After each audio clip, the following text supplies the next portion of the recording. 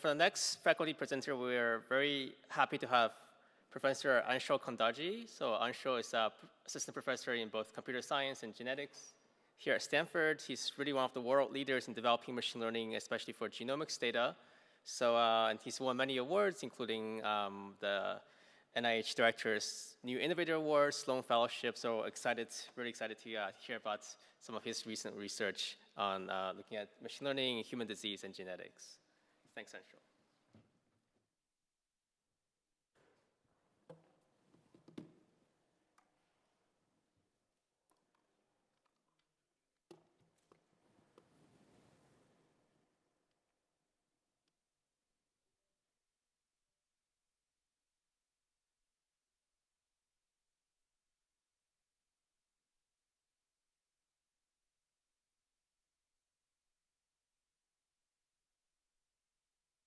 Awesome.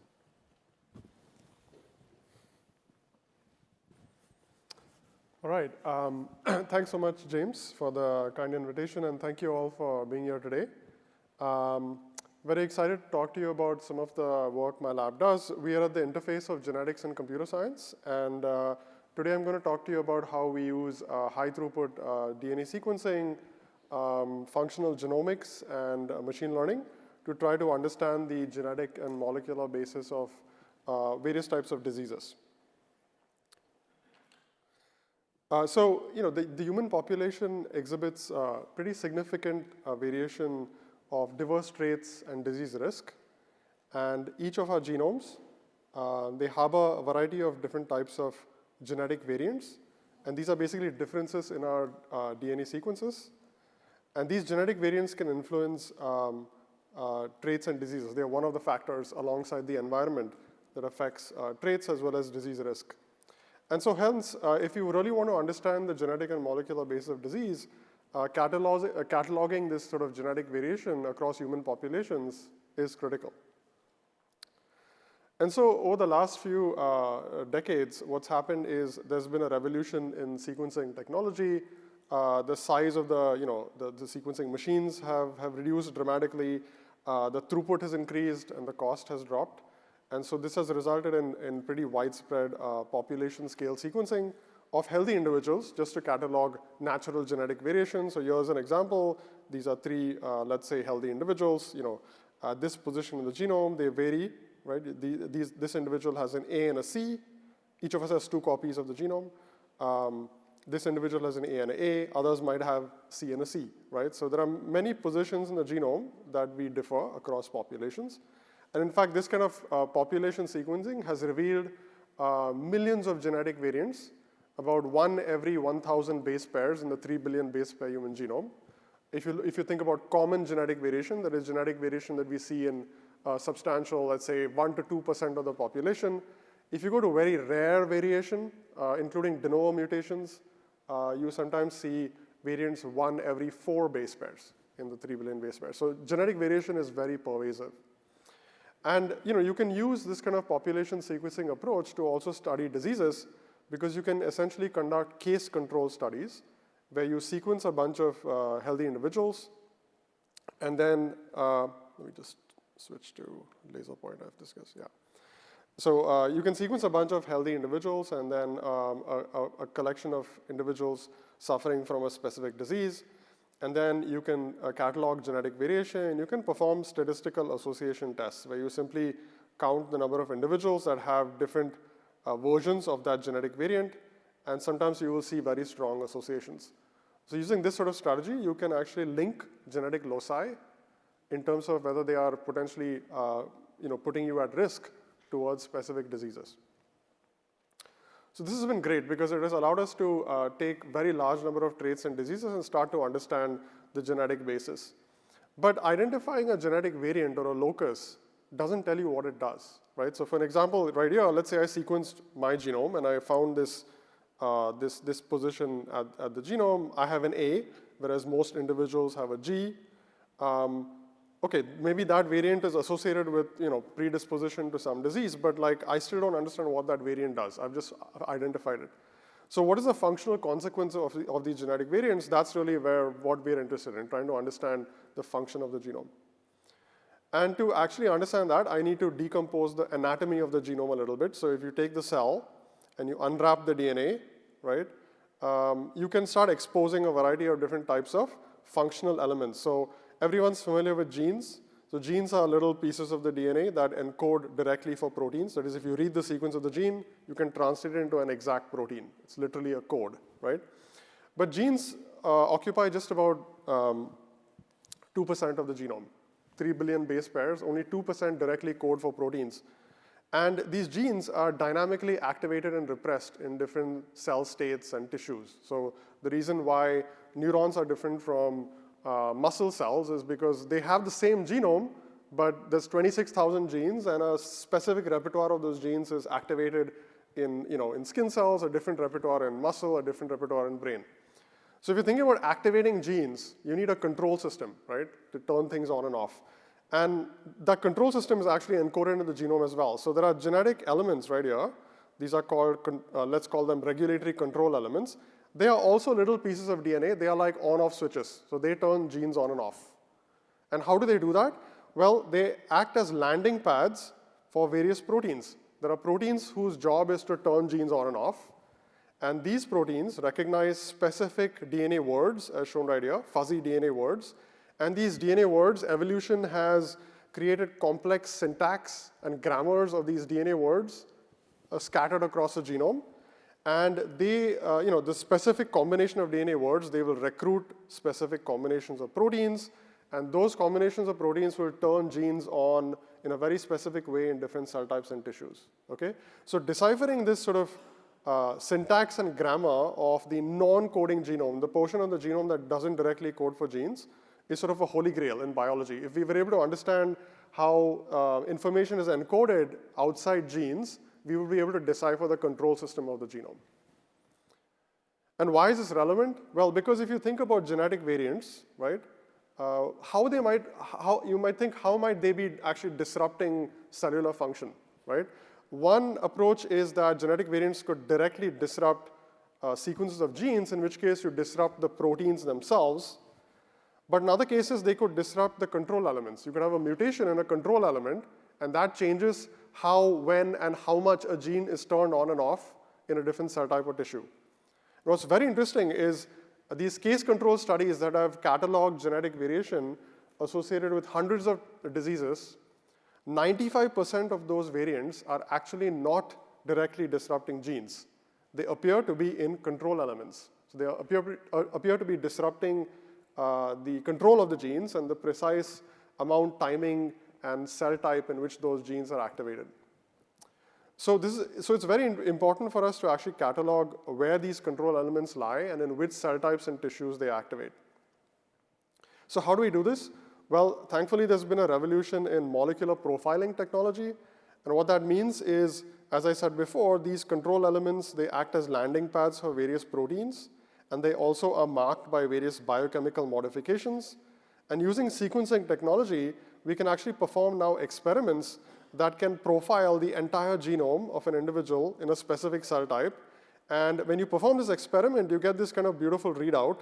At every base in the genome, you get a signal, and the signal tells you what's happening from a biochemical perspective. So for example, if this black protein is binding these positions, and you want to identify where this protein is binding, you can perform one experiment genome-wide, and it gives you this beautiful sort of signal across the genome. And wherever you see spikes, that is sort of the probability of observing that protein bound to that position. And so you can perform these kinds of experiments for hundreds of different kinds of biochemical modifications, as shown right here. And in this way, you can decorate the genome sequence with a variety of different molecular profiles. And these molecular profiles start identifying different types of functional elements. So for example, this active gene is marked by this green modification, and the start of the gene is marked by the red modification. Here's a control element marked by the orange and yellow modification. Here's a repressed region of the genome, which is marked by the gray modification. And so by profiling these various biochemical modifications, you can start getting a sense for what are the functional elements in the genome, which ones of them are active, and so forth. And when you're trying to interpret the genome, again, as I mentioned before, cell context is very important. The same genome is present in all the cell types in our body. But what makes them different? What makes them different is the specific repertoire of genes that are activated and the specific repertoire of control elements that turn those genes on and off, right? So what the NIH did over the past almost 20 years, since the Human Genome Project ended, they funded several large consortia. And the goal here was, just like we tried to obtain a draft sequence of the human genome, like one sequence for all of humanity, the goal was to obtain a draft epigenome or a draft molecular map of the genome. And this is not a simple one-dimensional sequence. This is a three-dimensional data cube where one axis is the genome. The other axis is hundreds of different molecular readouts. For example, various kinds of proteins that bind DNA or various biochemical flags. And the third axis is the largest one. This one is pretty much infinite. You're profiling all these molecular readouts across the genome in hundreds and thousands of cell types, tissues, cell states, and now individuals. So you now are obtaining a beautiful molecular map of the genome in various cellular contexts. And this is the building block. This is the data that can now get fed into a variety of machine learning models that can try to understand how does the DNA sequence encode all this beautiful dynamics of molecular activity, right? And if we understand how the genome sequence encodes this information, we can start making sense of how mutations to the genome sequence might affect all of these molecular processes, thereby affecting disease. So what we've done over the last few years is we've been relying on a variety of machine learning approaches, particularly deep learning. And the reason is because deep learning models are particularly good at learning complex features de novo from complex data. So in this particular case, what we do is, let's say I take the data cube and I take one slice of that cube. So I take one particular molecular marker across the entire genome in some cell type or tissue. So this is what it looks like, sort of a nice signal of molecular activity across the entire genome. I can build a neural network that acts like a text-to-speech converter. It takes the DNA sequence like the text, and it learns to map that DNA sequence to this beautiful signal that comes out of the experiment, right? So I have 3 billion positions in the genome. For each of those sequence positions, I have a corresponding readout from the experiment, and the neural network learns a de novo mapping from the sequence to that readout. And remember, we have readouts in thousands of cell types across thousands of molecular markers. So each of those experiments is encoded in a neural network. So the neural network is a beautiful abstraction of that experiment now. And now once I have an accurate neural network, what can I do with it? Well, I can do many things with it. So one example is I can reverse engineer how the neural network is able to make accurate predictions, right? It's going to take the sequence and transform it into this beautiful profile. How is it able to do it?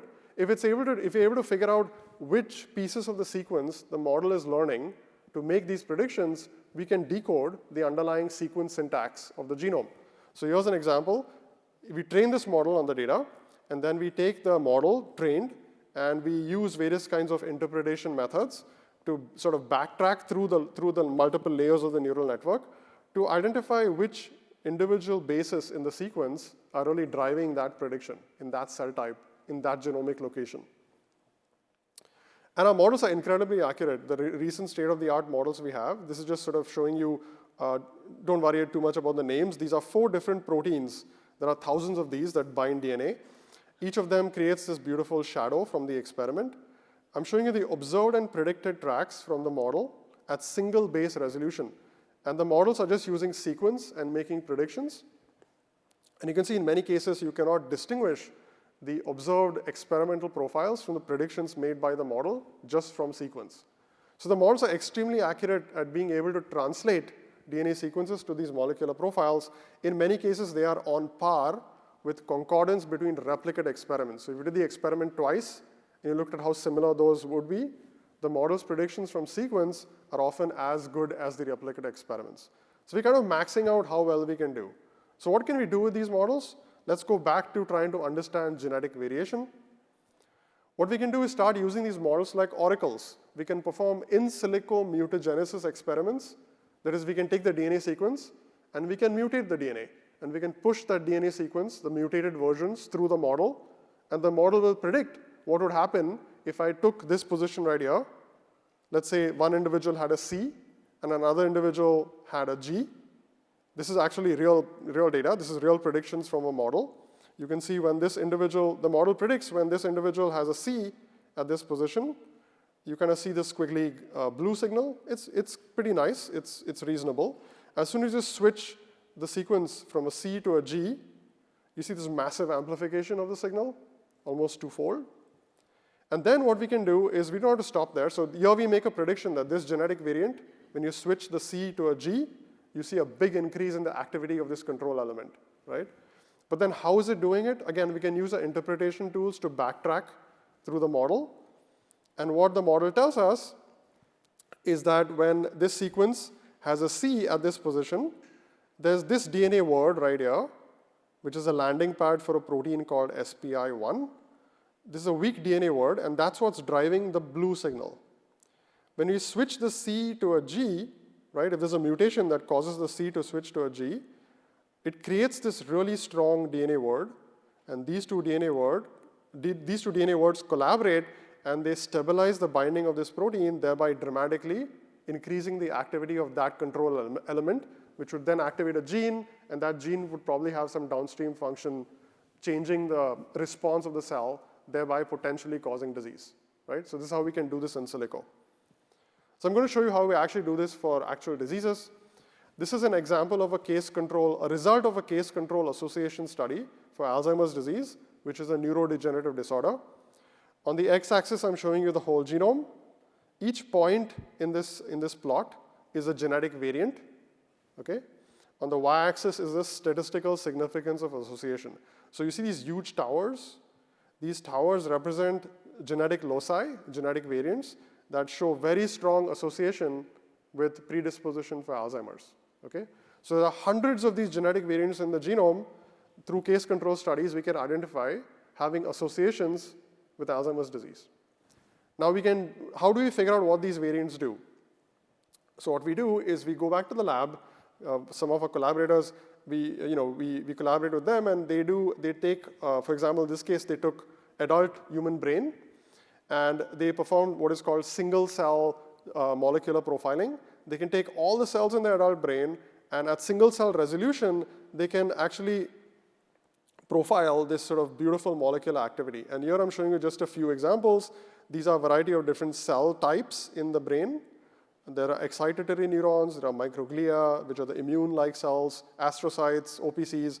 These are all different types of cell types in the brain. For each of these cell types, we get a beautiful genome-wide molecular map of activity. Wherever you see these spikes, those correspond to control elements with specific activity. And you can see these spikes are quite unique. They're not all the same. This spike is common to all cell types. This spike, you can see, is very specific only to this cell type, right? So some control elements are very specific, others are shared. There's really beautiful complex dynamics and activity across these different cell types.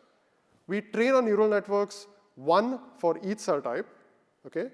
And then we can take those thousands of genetic loci that were identified in the genome-wide association study, we can propagate it through our model, and our model will make predictions about what those mutations are doing, right? So I'll walk you through one example. This is a locus with a pretty strong association for Alzheimer's. There's a gene called PICAM1. There are 165 genetic variants in this locus, shown right here. All of them are right next to each other, and they are usually inherited together, okay? So they are very correlated with the disease, all of them. We don't know which one is causal. It's a needle in a haystack problem. When you inherit a particular variant, you inherit the entire chunk with you. So the association of all those 165 variants with the disease is pretty much the same. So we don't know which of those variants is causal. What we can do is take each of those 165 variants, propagate them through our model, and our model will predict what each of those variants potentially do in each of these cell types. And when we do that, our model homes in on just a single genetic variant that is predicted to have a very specific, strong effect in a control element that is specific to one cell type in the brain called oligodendrocytes. And what does this genetic variant do? It is in a control element that loops in 3 dimensions to regulate the activity of the PICAM gene. And if we interpret our model, it says that when the mutation switches from an A to a G, it creates this DNA word, TGA-CTCA, which happens to be the binding site, the binding landing pad of a very important regulatory protein called FOS. So what we can do is take the model and get a very specific prediction, something like this. A plain English prediction would be, genetic variant RS123799 disrupts a sequence motif of the FOS protein in a control element of the PICAM gene in oligodendrocyte cells in the brain. That is a very, very specific functional prediction derived from a neural network, right? And we can do this for all the thousands of mutations and variants in the genome associated with Alzheimer's. Now, Alzheimer's is a common disease. It is present in a large number of individuals. These genetic variants are often shared. They're present in frequencies of more than 5 to 10% in the human population. But what about rare diseases? Well, we've done similar experiments in fetal human brains. So this was an example of molecular mapping of adult human brain. We've done similar molecular mapping of very early fetal brain development. And again, we've used our neural networks. And again, we can this time take de novo mutations in patients with autism. And we can start homing in on causal mutations. So here's an example of a mutation that the model predicts. When you switch one version of the mutation to the other, this DNA word gets broken. And again, we get this very specific prediction. This mutation disrupts the NFIA motif in control elements of the NFIA gene in specific types of neurons. Here's an example of like a positive feedback loop. You have a mutation that disrupts the binding site of a protein that regulates the expression of that protein itself. So feedback loop, right? We've done the same thing in fetal hearts. So we've looked at very early fetal heart development, and we have beautiful molecular maps of 40 to 50 distinct cell types, exquisite cell types in the developing human heart. We can use these models to, again, make predictions about mutations identified in patients with congenital heart disease, in children with congenital heart disease. We can home in on specific mutations that are predicted by the model to disrupt, again, specific DNA words and specific cell types. And what we've recently done is we've used the predictions of the model to design genome editing experiments, actual CRISPR experiments, where we've gone into relevant cell types, and we've actually installed these mutations. Of course, we don't do this in actual individuals. We do this in cells in a dish. But then we can actually measure the effect of the mutations, and we see very nice validation from these experiments. So although we can't prove that these mutations are affecting disease, we can show, we can home in on the ones that are causing serious molecular disruption in the regulation of gene activity, all right? So what we've been trying to do now is democratize this process.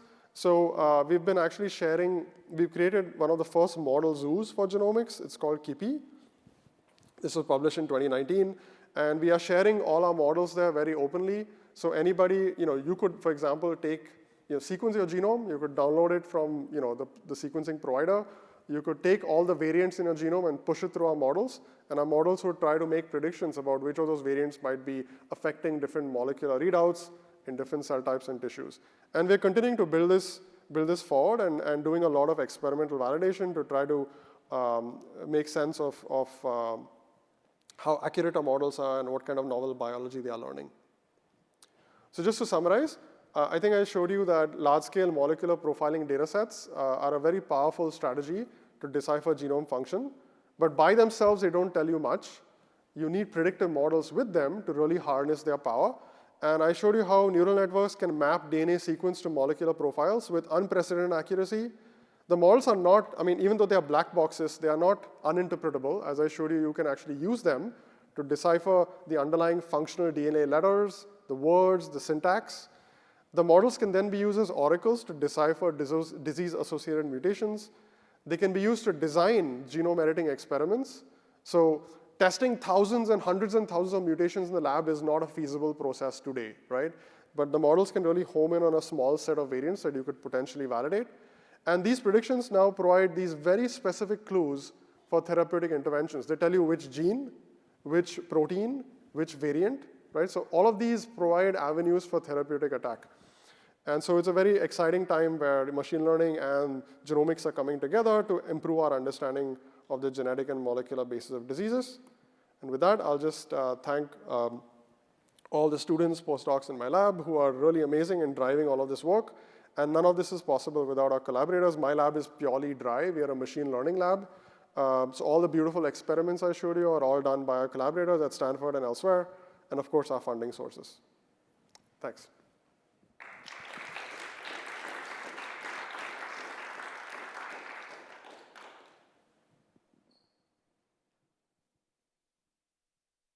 Any questions?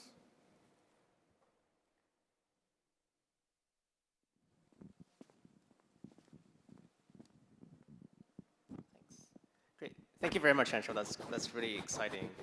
And it's great that you're able to get down to the single base pair resolution already. So what do you think are the next frontiers in terms of further improving and pushing these models? What are the big open questions? Yeah, that's a great question. I think the single cell revolution has really been a big game changer. We've had these models for a while, but we've been training them on experiments done on bulk tissue. So for example, if you took the entire brain and you mashed it up, and you just did one experiment in that, you lose all this beautiful resolution of different cell types. So as soon as we start applying these models to single cell resolution molecular profiling data, we started seeing much better results. I think beyond that, we're just scratching the surface of the types of molecular events we are looking at. There's a long chain of events before you get from genome to disease. And right now, we're only making predictions on what happens on gene activity, right? But gene activity is not the end story. You could have mutations that break gene activity, but they don't actually manifest as a disease. So there are many steps further, various other kinds of measurements that need to be made in cells. But the same strategies could be applied, again, mapping predictive models that go from sequence through all of these different molecular layers all the way to disease. So there's a lot of work to do in that space. Also, currently, our models are trained on reference data sets. That's like one data set for all of humanity. But obviously, there is beautiful molecular variation amongst individuals, too. And so we'll be able to augment our models by training these models on large collections of data across diverse individuals from diverse populations. There's lots of scope for improvement.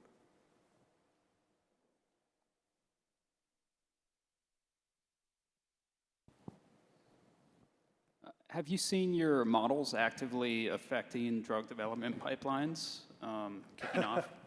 Great question. I would say not yet, because a lot of this work is really fresh off the, out of the oven. It's like, in fact, I showed you some results that we haven't even published, like the congenital heart disease. These base resolution models in the single cell data, we've really been getting access to just about the last year or two. We are collaborating with various startups, companies, including collaborators, to really push this forward. But I still think we are pretty far. Like, I don't think we can make overambitious claims. What we can say is we are definitely doing very well on predicting effects of genetic variants on molecular mechanisms. How that translates to disease is a very complicated process, but it definitely narrows down the search space. So we can go from millions of variants to handful, and sometimes one or two in genetic loci. So it's definitely reducing the search space. Ultimately, we're going to have to go back to experiments and downstream clinical trials and stuff like James just mentioned to see what happens. But it's very early days. All right, thanks so much.